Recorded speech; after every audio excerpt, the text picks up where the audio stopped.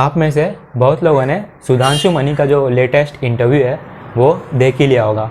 News nation को उन्होंने अपना ये इंटरव्यू दिया था और लगभग 40 मिनट का पूरा वीडियो था। इंटरव्यू में दो मेन बातों पे चर्चा हुई थी। पहली बात थी ट्रेन 18 का जो स्ट्रगल था उसके ऊपर बात हुई थी, और दूसरी बात ट्रेन 20 पे। सुधांशु मनी जी ने खुद कहा कि जब ट्रेन 18 पे काम हो रहा था तो उसके पैरेलली ट्रेन 20 पे भी काम हो रहा था।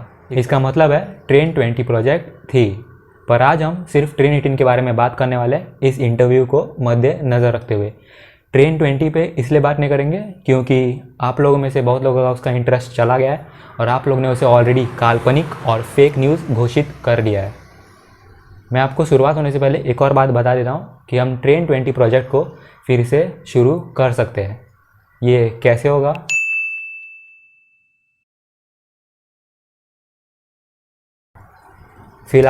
फ़िलहाल के लिए हम ट्रेन 18 पे ही बात करते हैं। ट्रेन 18 की जो इनसाइड स्टोरी है उस पर आज हम बात करने वाले हैं इस इंटरव्यू को मद्देनज़र रखते हुए। आज मैं आपको बताने वाला हूँ कि सुधांशु मनी और उनकी टीम को ट्रेन 18 बनाते हुए इतनी परेशानी नहीं हुई होगी जितनी परेशानी उनको ट्रेन 18 बनाने के लिए परमिशन लेते वक्त हुई।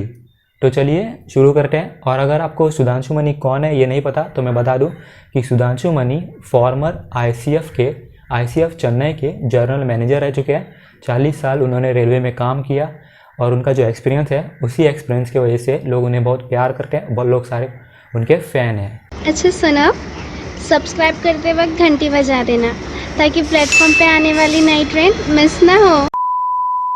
तो फिर शुरुआत करते हैं। और सबसे पहली बात जो वो बोलते हैं कि जो अभी की सिस्टम है, हमारी मौजूदा रेलवे सिस्टम है जहाँ पे लोकोमोटिव हॉल्ट ट्रेन चलती है, तो इस सिस्टम के साथ सबसे बड़ी प्रॉब्लम है कि इसमें बहुत सारा टाइम वेस्ट हो जाता है।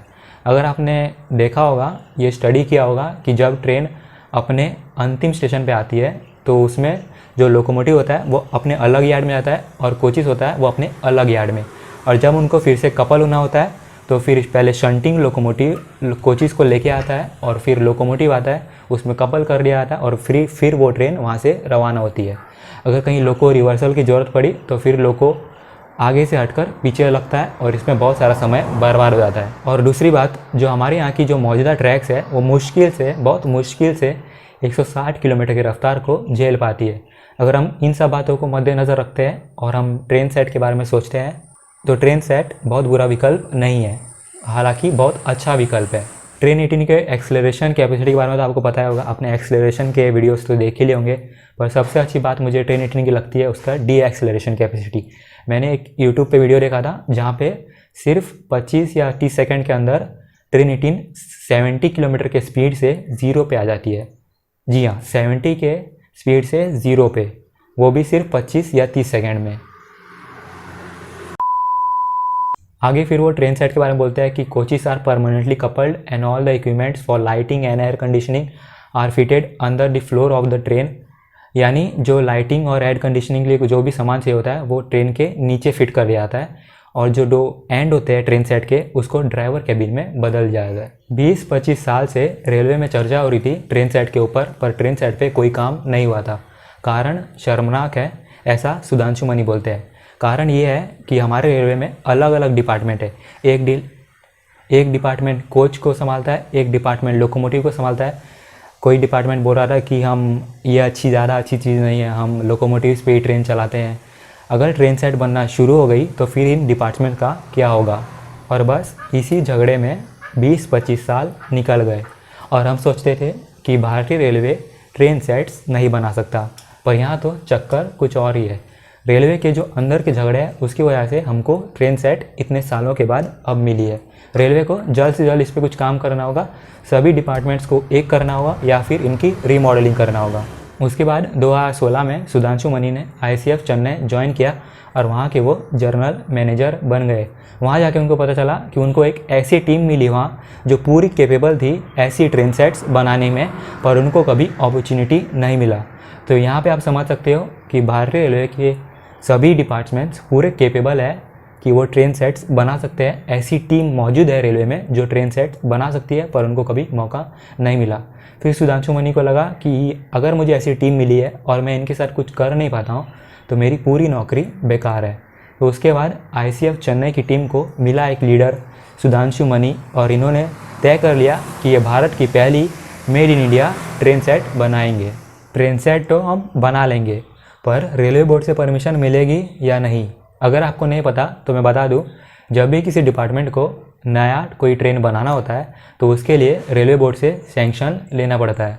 तो सुधांशु मनी जी ने कहा कि उनके बार बार प्रपोजल देने के बाद भी कुछ क्लियर नहीं था। एक डाउट था, एक नेगेटिविटी थी, एक जेलसी थी। उनके बारे में बातें बनाने लगे कि ये कर तो कुछ पाएगा नहीं, बस अपना नाम करना चाहता है। कुछ लोग तो ये सोचने लगे कि अगर भारत में ही ट्रेन सेट बनने लगी तो हम इंपोर्ट नहीं कर पाएंगे। लास्ट मोमेंट पे सुधांशु मनी जी को पता चला कि प्रपोज़ल ड्रॉप होने वाला है। अगर प्रपोज़ल ड्रॉप हो जाता तो आप समझ सकते हैं कि जो टीम है, जो इतनी उम्मीद लगाए बैठी थी, वो पूरी डीमोरलाइज हो जाती और आगे कुछ ऐसे करने की सोचती भी नहीं। तो इसीलिए सुधांशु मनी जी आ गया है और उन्होंने ये प्रपोज़ल को बचा लिया। कैसे बचाया मैं आपको बताऊंगा आगे, पर उससे पहले मैं आपको यहाँ बताना चाहता हूँ कि यहाँ हो क्या रहा है। यहाँ एक टीम है जो पूरी कैपेबल है ट्रेन सेट बनाने में, पर उनको बार बार रेलवे बोर्ड के चक्कर लगाने पड़ रहे हैं परमिशन लेने के लिए। रेलवे को पूरी छूट देनी चाहिए ऐसी टीम्स को कि वो कुछ करे, कुछ करके दिखाए। उनको फ्रीडम देना चाहिए। फ्रीडम नहीं दे सकते, परमिशन जल्दी दे दो। परमिशन देने में देरी क्यों? जब सुधांशु मनी जी को पता चला कि प्रपोज़ल ड्रॉप होने वाला है तो सीधा चेयरमैन सर के, जो उस वक्त रेलवे बोर्ड के जो चेयरमैन थे, उनके घर गए। उनको कहा कि अगर आपको पता है कि हम ट्रेन सेट बना सकते हैं तो लास्ट मोमेंट पे प्रपोज़ल ड्रॉप क्यों? तो रेलवे चेयरमैन जवाब देते हुए कहते हैं कि मुझे पता है कि वो चाहते हैं कि तुम ट्राई करो, पर यहाँ पे कुछ लोग हैं जो मान नहीं रहे। फिर सुधांशु मनी उनके सामने 4 बातें रखते हैं। पहली बात ये कि आपको जितने चाहे ट्रेन सेट आप बाहर से इंपोर्ट कीजिए, मुझे कोई फ़र्क नहीं पड़ेगा।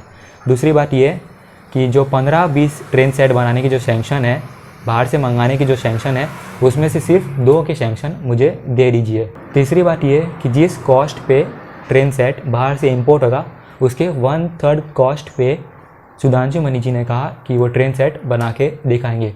और चौथी बात उन्होंने कही, जब रेलवे चेयरमैन 14 महीने बाद रिटायर हो जाएंगे उसी वक्त ट्रेन सेट बन के तैयार हो जाएगी और उन्हीं के हाथों हम इनॉग्रेशन कराएंगे। पर ये झूठ था। ट्रेन सेट बन के तैयार हुई 18 महीने में। तो मुझे लगता है कि अगर आप कुछ काम सही कर रहे हो, आपको पता है कि सही जा रहा हूँ, अगर इसके लिए झूठ बोलना भी पड़े तो आप बोल सकते हो। और मुझे लगता है कि सुधांशु मनी जी ने सही किया। उसके बाद रेलवे चेयरमैन सोच में पड़ गए। फिर सुधांशु मनी जी ने कहा कि मैं आपके पैर पकड़ लूँगा, मुझे आप सैंक्शन दे दीजिए। तो फिर वो मुस्कुराए, चेयरमैन सर मुस्कुराए और उनको कहा कि आप वहाँ से चले जाइए। फिर शाम को, उसी दिन शाम को सुधांशु मनी जी को खबर मिलती है कि ICF चेन्नई में 2 ट्रेन सेट बनाने की सैंक्शन पहुँच गए हैं। फिर सुधांशु मनी जी इंटरव्यू में कहते हैं, एक बात कहते हैं कि someday someone will kill your vanity, is better you kill it yourself. इसका मतलब है कि एक दिन कोई ना कोई आपका घमंड चूर चूर कर देगा। इससे अच्छा है कि आप खुद ही अपने हाथों से अपना घमंड चूर चूर कर दो। और सैंक्शन मिलने के बाद 18 महीने बाद ट्रेन 18 तैयार थी। और वो दिन मुझे याद है कि हम लोगों को कितना गर्व वाला प्राउड वाला फीलिंग हुआ था। प्राउड वाला फीलिंग इसलिए हुआ था इसलिए नहीं क्योंकि वो 1/3 कॉस्ट पर बनी थी, इसलिए क्योंकि हमने बनाया था, क्योंकि वो मेड इन इंडिया प्रोडक्ट थी। और शुरुआत में मैंने आपसे कहा था कि हम ट्रेन 20 प्रोजेक्ट को फिर से शुरू कर सकते हैं, पर ये कैसे होगा मैं इससे बात नहीं करूँगा क्योंकि आप लोगों को इंटरेस्ट ही नहीं है, आप लोगों को ट्रेन 20 चाहिए ही नहीं, तो फिर उसके बारे में बात करके फ़ायदा किया।